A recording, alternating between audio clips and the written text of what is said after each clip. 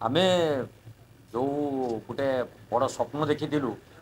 जे जी बर्तमान केन्द्र में रेलमंत्री अच्छा माननीय रेलमंत्री अच्छा केन्द्र में सी ओडिशा को बहुत स्वप्न देखते एवं ओडिशा को विभिन्न मार्ग में रेलपथ करेंगे विभिन्न अर्थ मंजूरी करके को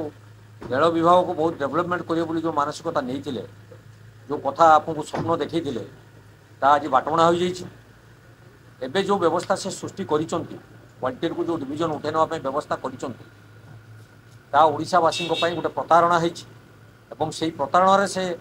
बर्तमान आम मानक गोटे मिथ्या जो तथ्य देते आम आज गृह में शून्य काल तार प्रस्ताव आसीला आम समस्ते से तार घोर विरोध कलु और दाबी उपस्थापन कलु जदि एठू रेल डिविजन उठी जाए बा रेल डिविजन जदि वाल्टर में बसत करा जाए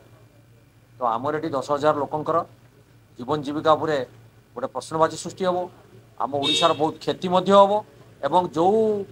रेल को नहीं ओडिशावासी कोण अनुकोणे समस्ते स्वप्न देखिंट ता साकार हो पार ना